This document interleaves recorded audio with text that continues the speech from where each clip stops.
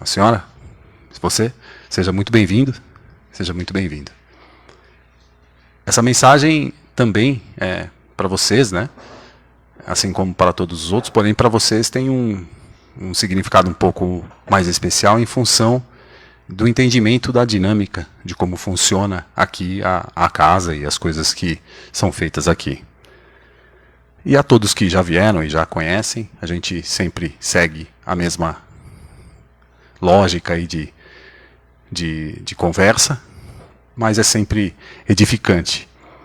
E a gente sempre começa dizendo que quando vocês já chegam aqui, o fato de vocês chegarem aqui, estarem aqui do lado, vocês já veem o motivo pelo qual vocês estão aqui, as pessoas pelas quais vocês estão aqui. Então toda vez que vocês chegam aqui na casa e ficam nesse momento esperando um pouquinho a gente começar, nesse momento todos aqueles que os acompanham, os seus mentores, os mentores da casa, já estão de alguma forma os amparando. E é esse amparo que a gente agradece, e através desse amparo e através dessa prece, a gente entra em comunhão com todos esses bons irmãos que nos cercam, nos protegem e nos orientam e que nos trouxeram até aqui. Então, através das vibrações dessa prece, a gente entra em comunicação com todos eles. Pai Nosso,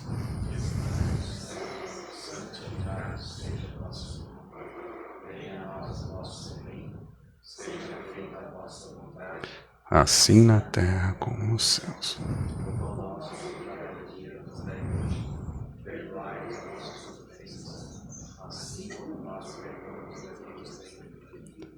E não nos deixeis cair em tentações, mas livrai-nos do mal. Que assim seja. Então vamos começando hoje falando, né, como toda semana a gente fala, da vida consciente. Então esse estudo, né, ele nasceu da necessidade dos irmãos que aqui vêm entenderem um pouco o motivo e as consequências dos atendimentos que são feitos na casa. A porta de entrada para qualquer atendimento aqui nessa casa é o atendimento fraterno, o qual a maioria daqui que já frequenta provavelmente já tenha passado. E nesse atendimento fraterno vão ser levantadas, ou nós vamos colocar para o atendente fraterno aquilo que nos trouxe até aqui. Nesse momento, você já está abrindo um canal de atendimento a esta questão. Quando você se coloca na sua consciência esse tipo de problema, ou enfim, o que lhe trouxe, o motivo que os trouxe até aqui, esse motivo já é lançado para a espiritualidade, que vai analisar as permissões que todos nós temos, cada um tem uma permissão. A espiritualidade vai julgar ali o necessário, ela vai abrir aquilo que precisa ser aberto, para que você saiba e para que você tenha resolução daquilo que lhe é permitido resolver. Porém, muitos consulentes vinham até aqui, passavam pelo atendimento, e depois de um certo tempo, eles voltavam exatamente com o mesmo problema que os trouxe aqui na primeira vez. E a casa foi numerando essas questões. E dentro disso, decidiu fazer esse atendimento, essa conversa, da conversa da vida consciente. O que ela significa, na sua essência, a vida consciente. Então, eu aqui em cima eu trabalho aqui, mas eu apenas pesquisei tudo o que a gente vai falar. Isso aqui é um roteiro que a casa segue. E o que eu vou falar depois, que nós vamos falar sobre a indulgência, também são coisas que eu apenas pesquisei para conversar com vocês aqui. Eu estando aqui não tenho nenhuma autoridade moral para falar, ou para ser aconselhador, um conselheiro aqui. Apenas vou conversar com vocês aquilo que eu pesquisei. Então é um bate-papo, caso queiram também perguntar, caso queiram discordar ou concordar, fiquem à vontade. Então, o Vida Consciente nasceu dessa necessidade. Da necessidade da pessoa que é atendida na casa entender o que tem que ser feito depois do atendimento. Então, a gente diz lá no nosso grupo, o grupo que eu trabalho atende às terças-feiras. A gente diz para o consulente quando entra que o passo mais importante não é o quando ele entra na sala, é o quando ele sai. O passo mais importante é o quando você sai da sala, quando você acabou de ser atendido. Esse é o passo mais importante. Porque você, sabendo das informações que lhe foram permitidas lá, e sabendo aquilo que precisa ser feito, você tem que fazer. Se você não fizer, as coisas continuarão iguais. Se eu quiser chegar até a porta, eu preciso andar até a porta. Ou ser carregado até a porta, ou de alguma forma chegar até a porta. Mas para isso eu preciso de um impulso. Para isso eu preciso de um passo, seja ele qual for, doloroso ou não. Entendendo isto, qualquer atendimento que é feito na casa, qualquer atendimento que você passar nesta casa ou em outra, vai ser um grande passo que você vai dar, não o atendimento em si, mas entendendo aquele esclarecimento que foi dado neste atendimento, o que você precisa fazer depois. Se a gente conseguir entender que o passo mais importante é o primeiro que você dá para fora daqui quando é atendido, começa a vida consciente. O que é a vida consciente? É ter consciência de tudo aquilo que lhe aflige. É ter consciência de que se você continuar fazendo as mesmas coisas vão continuar acontecendo. Se você fazer exatamente o mesmo, sempre, as consequências serão sempre as mesmas. E a lei maior que rege as nossas mazelas, tudo que a gente passa, é a lei da causa e do efeito. Algumas delas são oriundas de vidas anteriores. Entendendo que o Espiritismo tem como pedra fundamental o Evangelho e a reencarnação, a encarnação e a reencarnação, cada encarnação aqui forma uma personalidade, uma vida. E em cada encarnação você tem um comportamento. Vive em um local, em uma determinada família, em uma determinada posição social, em um determinado trabalho, com determinadas pessoas, passa por determinados problemas, doenças, enfim. Para quê? Para que você possa evoluir, aprendendo isto. Você vem numa encarnação e, por um motivo qualquer, tira a vida de alguém. Lá atrás. E nesta vida você vem, por exemplo, com um problema com o seu filho. Ou filha, ou companheiro, ou companheira. As duas partes viveram coisas diferentes. Uma foi vítima, o outro algoz. Vamos lá, vamos colocar a gente aqui nesta encarnação aqui. Como você se comportaria frente a alguém que lhe fez muito mal?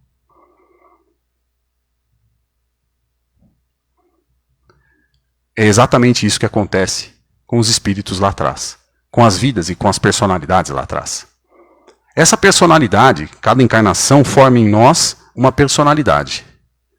E essa personalidade que porventura possa ter sido a vítima lá atrás, está dentro do nosso subconsciente. Porque o espírito, é o conjunto dessas personalidades que ao encarnar se formam. E elas são acionadas através de alguns gatilhos. Então pensem comigo. como essa personalidade se comportaria frente a alguém que tirou a vida dela. Então ela vai se comportar de uma forma rude, ou defensiva, ou agressiva. Por quê? Porque dentro dela tem essa questão. Ela ainda não sabe que ela está nesta vida com a missão de viver isso de uma outra forma. Que aquele que tirou a vida dela naquela encarnação anterior, hoje veio como pai, exatamente dando a vida a ele para retribuir, ou, com um português bem pobre, pagar a dívida que foi feito lá atrás. Causa e efeito.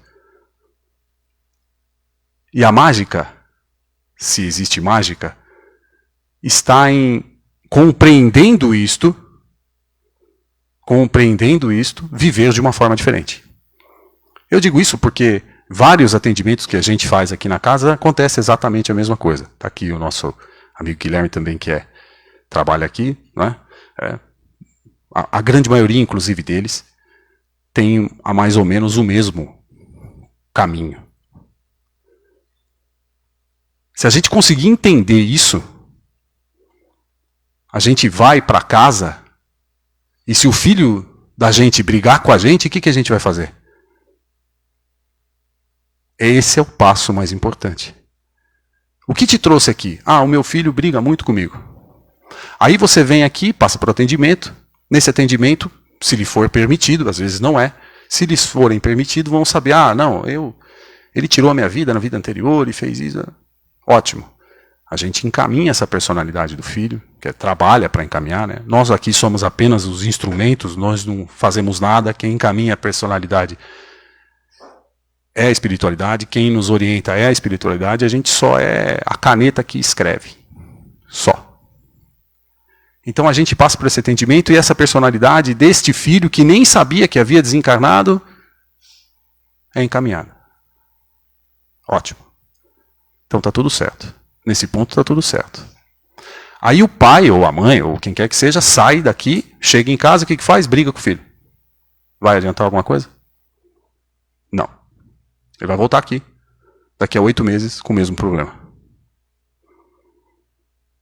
Se você sair daqui sabendo disso, você vai chegar em casa e vai compreender que talvez o seu filho esteja se comportando daquela maneira porque uma personalidade dele, através das vibrações, estava colocando isso para ele. Você compreendendo isto, você chega lá de forma diferente. Você vai agir de forma diferente. Eu sempre cito esse exemplo aqui, é o exemplo de você chegar, por exemplo, no banco e falar para a pessoa que está atendendo no caixa, por exemplo, chegar lá, bater na mesa, eu quero sacar o dinheiro. E rápido. Você vai ver a reação dessa pessoa. Porém, se você chegar lá e disser, bom dia, gostaria de sacar esse valor. Você vai ver que a forma com que ele vai te olhar e com que ele vai conduzir o serviço dele vai ser muito diferente. Então, se você chegar, trouxer aqui um problema desse, que o seu filho briga muito com você, e você chegar em casa, sabendo disso, e chegar lá e brigar com ele, o serviço que ele vai conduzir, a forma com que ele vai conduzir o comportamento e as palavras e as atitudes dele, serão apenas o reflexo daquilo que você coloca. E o reflexo é a parte mais importante dessa questão. Quando você se coloca frente a si mesmo, o que você faria para você mesmo naquela situação? Faça exatamente aquilo que você faria para ele, para você, faça para ele. Talvez mude. Por isso, portanto, você usa. E se você mudar a sua atitude, o seu pensamento, as suas vibrações mudam. E tudo é vibração. Querem ver? Aqui são moléculas de água. palavras, vibrações, energia e a água. Aqui são moléculas de água. Essas moléculas estavam num copo, a água, né, estava num copo, e cada copo tinha um adesivo escrito essas palavras aqui. Acho que aqui não dá para ver, né, mas é vou te matar. Seu idiota, heavy metal, nada contra o estilo, compaixão, obrigado e sabedoria. Então a pessoa que chegava lá frente a esse copo, lia essas palavras, e ao ler essas palavras, entrava em contato com a vibração que elas transmitem. Concorda? Se você chegar num lugar e ver um copo com água aqui, vou te matar, qual vibração você vai ter? Ou susto, ou proteção, enfim. A vibração é diferente. E olha como ficavam as moléculas de água em cada copo. Compaixão. Obrigado. Sabedoria. Heavy metal, vou te matar. Seu idiota.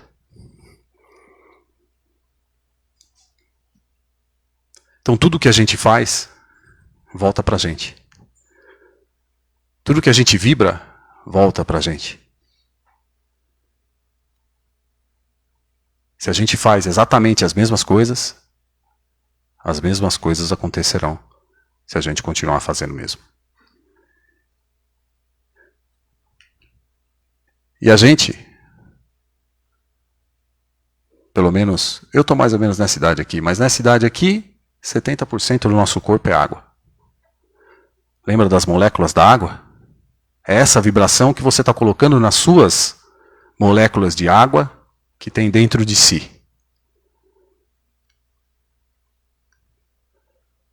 Antes e depois de uma prece. Antes e depois. Eu acho que eu coloquei errado. Antes é aqui, depois é aqui. Então, se a gente conseguir entender conscientemente aquilo que nos trouxe aqui, e o que nos vai reservar o futuro depois do que a gente entender o que é dito aqui, a gente começa a ter a vida consciente. A consciência de que eu tenho que fazer diferente para que as coisas possam ser diferentes. Puxa vida, mas como eu vou fazer diferente se eu tenho uma doença, por exemplo? Muitas vezes essa doença também está interligada a algum kármico que você carrega consigo em função de coisas que foram feitas por você ou com você em vidas anteriores. E você vai entender que tem coisas que a gente tem que passar. Infelizmente. Por pior que sejam. Mas essa consciência vai vir da certeza de que esta vida aqui é apenas uma escola. E que a gente está aqui para aprender. E que a nossa vida real é a vida lá. E que aqui a gente, porventura, está passando por alguns problemas, mas que eles sirvam de lição, que eles sirvam de aprendizado, para que nós possamos evoluir. Também como espíritos, como pessoas. É difícil, eu sei que é. Eu também passo por isso, todos nós passamos. Né? Mas a gente tem que colocar essa questão na frente. Colocar a resiliência na frente. Colocar a fé de que tudo que nós estamos passando muito provavelmente também tenha sido provocado por nós mesmos, aqui ou em vidas anteriores. Se a gente tiver essa consciência, se a gente fez alguma coisa aqui, nesta encarnação, a gente tem como arrumar.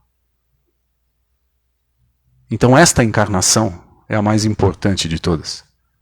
Porque é a única na qual você pode fazer algo. É a única na qual você ainda consegue, encarnado, fazer algo. Então a gente, conscientemente sabendo disso, a gente passa a querer aproveitar mais essa encarnação.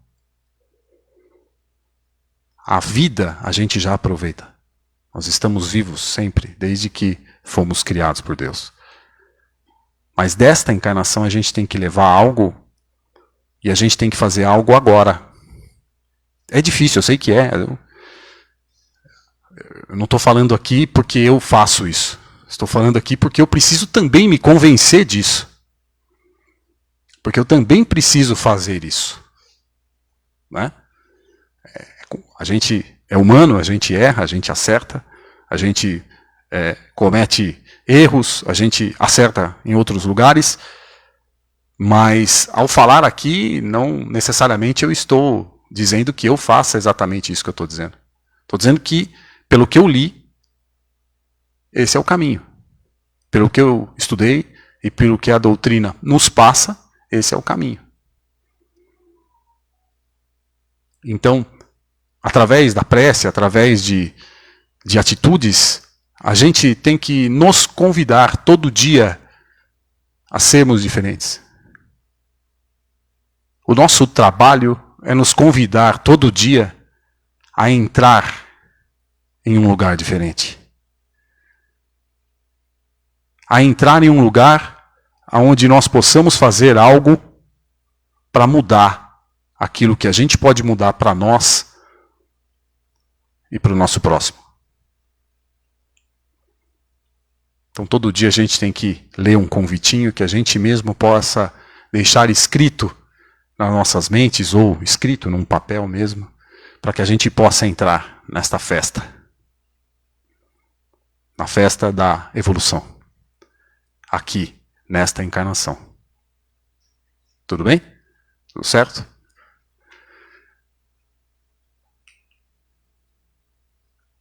Ué, acho que eu salvei errado aqui, mas aqui vai estar a indulgência. Então a gente fala um pouco da indulgência, né? A indulgência é extremamente ampla, né? Não vai dar para a gente cercar todo o tema aqui, mas a indulgência é o sentimento fraternal. Isso aqui está no livro, está no Evangelho segundo o Espiritismo. A indulgência é o sentimento fraternal que necessitamos cultivar para com os nossos irmãos, evitando censurar, criticar, fazer observações chocantes e falar mal de quem quer que seja. Ai, ai, ai, né? Não é fácil. Não é fácil. Aí eu pesquisando o tema hoje para conversar com vocês, eu vi não foi uma palestra, foi mais ou menos uma entrevista de um juiz de direito, que ele era também praticante da doutrina espírita. E ele disse assim, até comentei com o Valmor antes, eu trabalho julgando. A minha função pública é julgar. Eu julgo e ganho dinheiro para julgar. Porém, eu leio um livro e faço o meu julgamento frente às coisas que estão ali. Porque se eu o fizer diferente, eu estarei cometendo um erro profissional. E se eu julgar errado, dependendo da instância que eu trabalho, ainda haverão outras instâncias que podem consertar o meu erro ou confirmar o meu acerto. Mas eu julgo frequentemente. Eu sou um juiz profissional. Só que eu sou um juiz profissional lá. Mas eu também sou um juiz profissional interno. Então todos nós temos um juiz interno. Esse juiz interno é o que mais dá trabalho. A gente julga automático. Eu estou falando por mim aqui. Eu julgo automático. A gente julga de olhar a pessoa. Tá com esse tipo de roupa, ou esse tipo de cabelo, ou esse tipo de, enfim, de comportamento, ou esse tipo de gritaria, sei lá, enfim, qualquer coisa que a pessoa esteja fazendo, que não esteja dentro daquilo que você acha normal, você já julga que a pessoa é aquilo ou aquilo outro. Estou falando por mim, não sei se vocês acontecem a mesma coisa. Essa questão é tão ampla que a gente não consegue imaginar que a gente, através da severidade, do grau de severidade deste julgamento, é com esse grau de severidade que as pessoas as quais nos julgam, que a gente julga, vão nos julgar. Então, se eu sou enérgico e não deixo passar nada, você fez isso errado, você fez aquilo errado, eu não vou poder errar. Porque se eu errar, vão me julgar. Talvez até com mais força do que eu já julguei. E tem muita gente que vai torcer para eu errar só para depois falar: ah, falei para você. Sabia. Você é isso, você é aquilo. É difícil. Esse juiz interno, segundo ele lá, é mais difícil de controlar do que o próprio juiz técnico e profissional que ele é. Mas a gente, e foi uma coisa bastante interessante que ele também disse, que foi a inteligência do julgamento. O julgamento inteligente. Que a gente não pode confundir também julgamento, indulgência com conivência. Né? A gente não pode confundir isso. Porque se a gente vê uma pessoa, por exemplo, agredindo uma criança indefesa, um bebê, ou fazendo mal, violentando alguém, ou, enfim, fazendo algo muito ruim para alguém, como nós não vamos julgar? Como nós não vamos falar que isso está errado ou que está certo? Está errado. Está errado. Socialmente, moralmente, espiritualmente, tudo, em todos os sentidos, está errado. Porém, esse julgamento a gente vai ter que fazer de forma equilibrada. Aí está o X da questão que eu não consegui decifrar. Como a gente vai fazer um julgamento equilibrado? É um dilema, né? É um dilema. Como a gente vai resolver esse tipo de dilema internamente? Como a gente vai resolver esse problema interno, com o nosso juiz interno? Como a gente vai fazer? Esse é um segredo, esse é um quebra-cabeças que a gente vai ter que montar, cada um com as suas pecinhas internas, tentar montar. Porém, é claro, eu citei casos extremos. Enfim, vamos voltar àquele juiz que julga o cabelo ou as outras coisas, que julga o erro ou o acerto dos outros. A gente vai falar assim, por exemplo. Bom, o meu filho, ele é estudioso, ele é bacana, é pontão, mas é um bagunceiro do caramba. É um baita bagunceiro. Meu companheiro, minha companheira, enfim, ele é pontual, certinho, tudo, mas não gosta de tomar banho. Tudo tem um defeito. A gente não consegue, a grande maioria de nós, a gente não consegue parar no o meu filho é inteligente, é bacana. A gente não consegue parar aí. A gente tem que jogar o... Não, mas é um baita bagunceiro. Será que se a gente não parar apenas no elogio, a gente já não começa a pensar de forma diferente? Por mais que essas críticas que eu estou mencionando aqui sejam tranquilas. Um menino bagunceiro, qual? Não sei. Eu não era bagunceiro, imagina. Todo mundo tem um menino, uma menina, uma criança, um bagunceirinho em casa. Todo mundo, toda a família tem. Não é uma crítica pesada, mas é uma crítica. Todos os elogios que foram feitos antes, se eu perguntar para vocês, é capaz de vocês não lembrarem. Eu acabei de dizer. Mas vocês vão lembrar que o menino era bagunceiro. Tenho certeza disso, assim como eu. Só lembrei do menino bagunceiro. Porque o que eu falei aqui, se ele é pontuoso, sei lá, eu falei aleatoriamente. Se a gente conseguir parar só no elogio e criticar menos a gente já começa a ser menos indulgente, é mais indulgente, né? A gente já começa a julgar menos. E talvez essas coisas voltem para nós também, lembra? Da vida consciente. Se a gente parar de julgar, se a gente não conseguir parar no elogio, pode dar o primeiro passo em evidência, mentalizando também os nossos lares, trabalho, família, a pessoa a qual você também veio por ela aqui, mentalizando também o entendimento de tudo que foi transmitido aqui hoje pela espiritualidade,